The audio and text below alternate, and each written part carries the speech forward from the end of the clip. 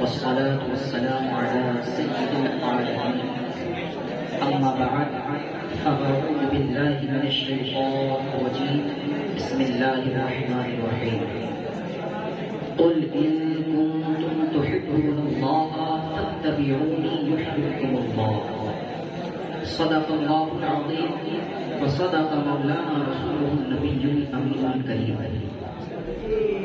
حضرات، آج میری تقریر کا عنوان ہے حضرت ابوبکر صدیق رضی اللہ عنہ اور محبت رسول صلی اللہ علیہ وسلم.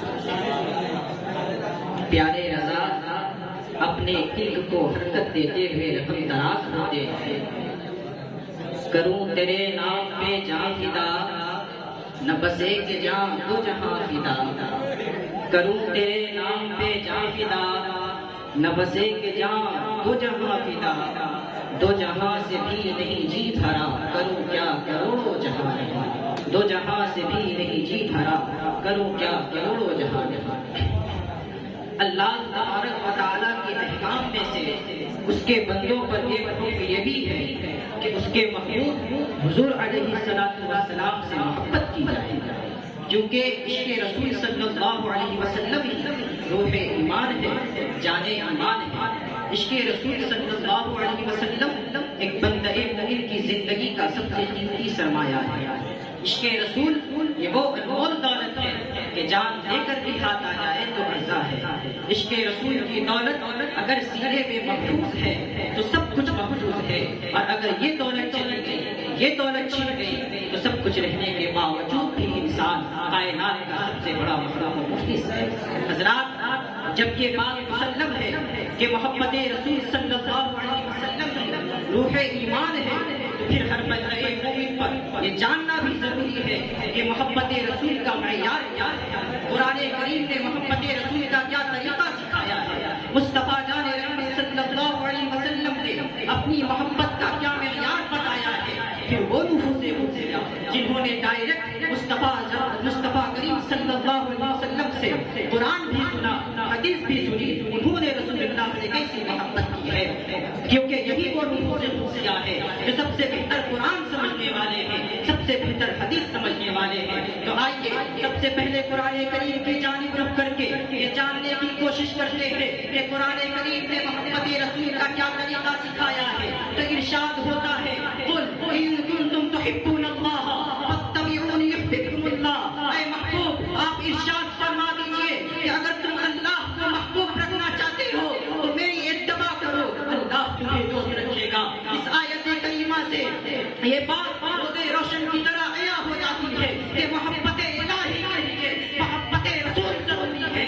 رسول اللہ کی تحریر کو چھوڑ کر کوئی قرب الہی کا سینہ نہیں پا سکتا. اسی مفہوم کو شیر کے تعلق سے کھانے کر اہل سنت کے امام احمد رضا جو گویا ہوتے ہیں بخدا خدا کا نہیں ہے، نہیں یار کوئی مکر مکر، بخدا خدا کا نہیں ہے، نہیں یار کوئی مکر مکر. جو وہاں سے ہو جہاں کے ہو، جو جہاں نہیں وہ وہاں.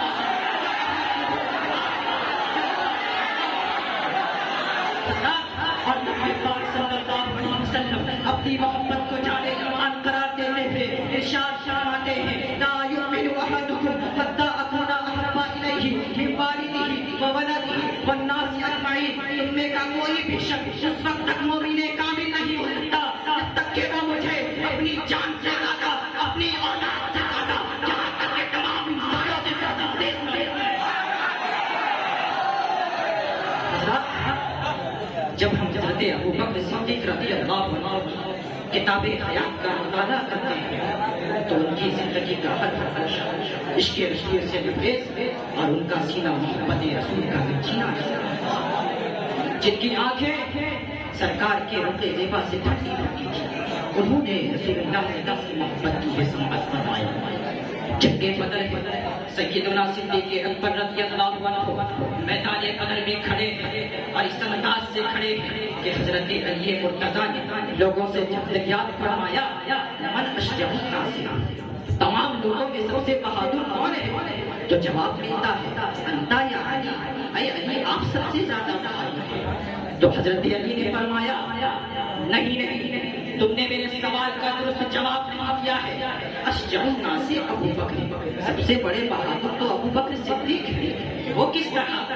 آپ نے دلیل دیتے ہوئے ارشاد فرمایا بدر کا دن تھا جب یہ مسئلہ پیش ہوا کہ سرکار کے خیمے کی نگرانی کون کرے گا، تو واللہ ما دنا لا ابو بکر، خدا کی قسم جب یہ اعلان ہوا کہ سرکار کے خیمے کی نگرانی کون کرے گا، تو اگرچہ ہم میں سے ہر ایک ہی آگے بڑھ سکتا تھا، ابھی کوئی آگے بڑھا بھی نہ تھا، کتنے میں ابو بکر صدیق ننگی تلوار لے کر آگے بڑھ جاتے ہیں. اور آپ نے تحفظ مصطفیٰ میں جو جانکاری دکھائی ہے اس کی عکاسی شاید کیوں کی ہے. مجھے ہو ناز قسمت پر اگر نام محبت پر، مجھے ہو ناز قسمت پر اگر نام محبت پر، یہ سر کٹ جائے اور تیرا سراپا اس کو ٹھکرائے، یہ سر کٹ جائے اور تیرا سراپا اس کو ٹھکرائے.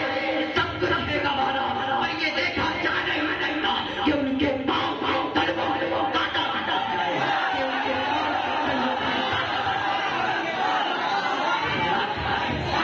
حضرت ابو بکر صدیق کا بیٹا عبد الرحمن، جس کے دل میں کفر و ضلالت کا سمندر موجود تھا، غزوہ بدر میں کفار و مشرکین کی جانب سے جنگ کے لیے آئے تھے.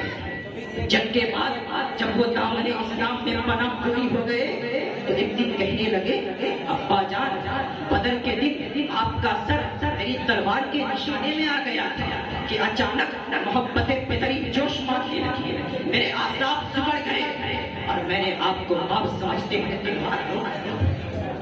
سیدنا صدیق اکبر بیٹے کی بات سماعت کر رہے تھے. جیسے ہی ان کی بات ختم ہوتی ہے آپ اٹھ کر بیٹھ جاتے ہیں، چہرے کا رنگ تغیر پذیر ہو جاتا ہے اور آپ جواب دیتے ہیں اے عبد الرحمن، تو نے اس دن مجھے باپ سمجھ کر تلوار روک لیا تھا، مگر خدا کی قسم اگر تیرا سر میری تلوار کے نیچے آ جاتا تو میں تجھے بیٹا سمجھ کر باپ نہ کرتا، بلکہ سرکار کا دشمن سمجھ کر تیرا سر تن سے جدا کر دیا.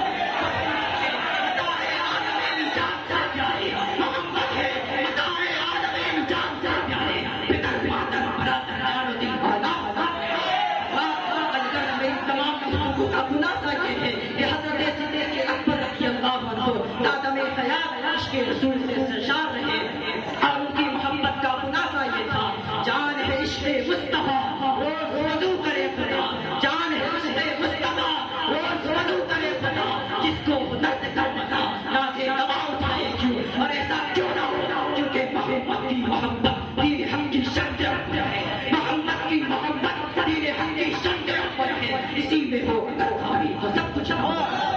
وما علینا الا البلاغ المبین.